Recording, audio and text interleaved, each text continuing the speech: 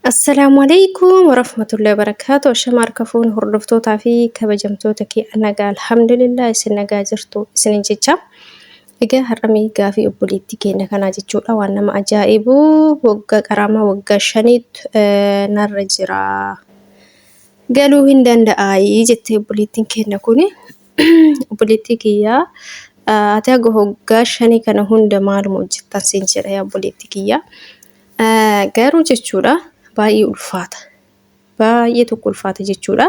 Akka seeraatitti qaramaa waggaa shanii jechuun birri hagana ga'u laalame sunummaan herreega.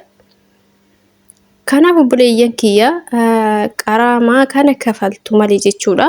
Biyya kana keessaa bahuu hin dandeessu. Biyya jirtu san keessa jechuudha qaramaa kafaltu malee.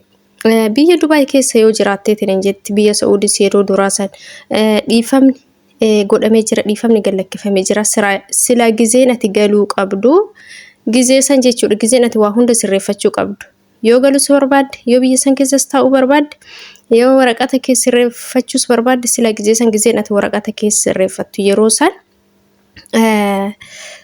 waraqatuma ittiin sirreeffattu bicha baasii baasta malee qaramaa kana hin kafaltu jechuudha dhiifamni gallakkifamee ture yeroo san ati garuu carraa san ittiin fayyadamne sila yeroo san gizeen biyya galtus tola ka biyya galtu jechuudha osoo qaramaa kana ukaawu adabbii kana hin kafalin jechuudha yeroo sanitti ati ofirra raftee amma garuu qaramaa kana kafaltu malee biyya jirtu san keessaa bahuu hin dandeessu jechuudha yoo rabbiin godhe inshallah akkuma bara darbee san yookaan bara kanarratti dhiifamni gallakkifamee yoo rabbiin godhe akkuma san dhiifamni gallakkifamee ka galtu ta'e malee jechuudha.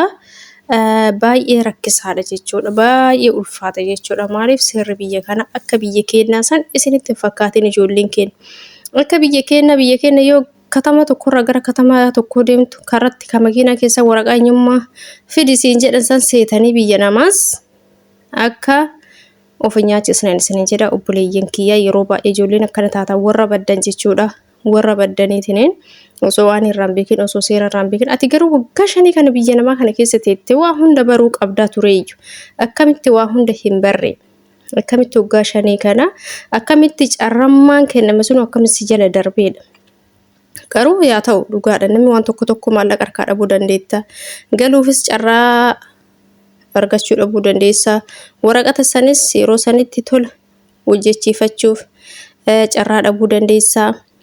Kanaaf garuu rabbitu beeka isaa ati amma garuu yoo rabbiin godhee akkuma san dhiifamni kenname dhiifama saniin sirreeffatte malee garuu baay'ee ulfaata jechuudha. Qixaatii kana kafaltu malee qixaatii guyyaa tokkootu kafaltu malee biyya sanii deemuu hin dandeessu. Qixaatii guyyaa tokkootu si kafalchiisa waraqanni kee dhume guyyama tokkooyyuu achi biyya san keessa bulte eerpoortii sin dabarsan jechuudha. Eerpoortii hin darbitu. Kanaaf sirriitti beekaa sirriitti of eeggadhaa ijoolleen keenyaan isiniin jedha. Asitti illee obboleettiin kiyya kun paaspoortiin kiyya erga dhumee waggaa xumuree akkamitti haaromfadha jettee obboleettii kiyya keessa salphaadhaa rakkoon qabu paaspoortiin adabbii siin qabu.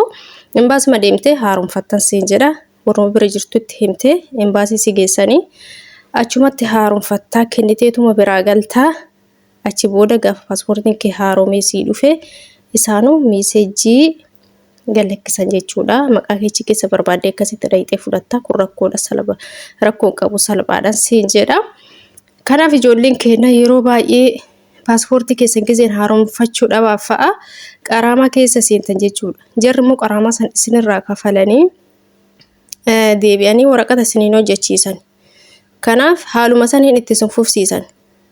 Of eeggadhaan isiniin jedha obboleeyyan kiyyaa warri mana kontiraataa jirtan rakkoon qabu garuu warri ala jirtan kunniin jechuudha isin jechuudha rakkoon baddanii dhiifamatti fayyadamnee waraqata keessaniin hojjechiifannee takka gizeen biyyan galle idaa mootummaa baattanii teettanii jechuudha idaa mootummaa immoo salphaa miti.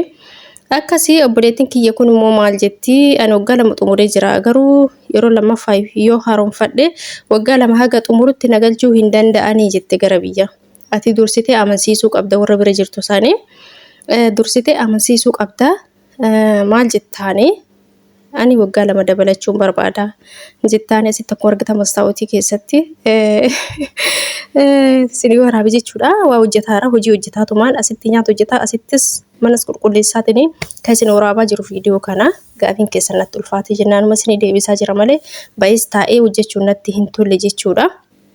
Akkasumas isin jedha obboleeyyan kiyyaa maaseetii ati obboleettiin kiyyaa waggaa lamaan oduun haaromsiin oduu hin farramin jechuudhaati maal goota waggaa tokko dabalachuu barbaadde tamma fakkeenyaaf waggaa lama fixuu yoon barbaan madaamitii yaa madaamitii yaa waggaa tokko dabalachuu barbaada achi booda galuun barbaada waggaa lama xumuruun barbaadu jette itti himta hayyee rakkoon qabu jettee yoo isiin si haaromsite waggaa tokko teettee biraa galtechuudha. Qaamaan waggaa lama gadi hin jiru akka Dubaayitti biyya biraan beekuun qaamaan waggaa lama gadi hin jiru garuu yoo isiin rakkoon qabu waggaan tokko kisaaraa haa ta'u waggaa tokko dalagadhu galuu isiin jette heeyyamasiitiin jechuudha. Garuu waan kana godhin hin haaromsin maaliif booda si caqacaquu dandeessi ani waggaa lamaan si haaromsa akka kisaaraa na goote eega deemuu heddeemaan deemii yeroo san sila nama biraa nama waggaa lama taa'u qaamaa nama biraa nama waggaa lama taa'u nama haaraa fidadhee hojjechi.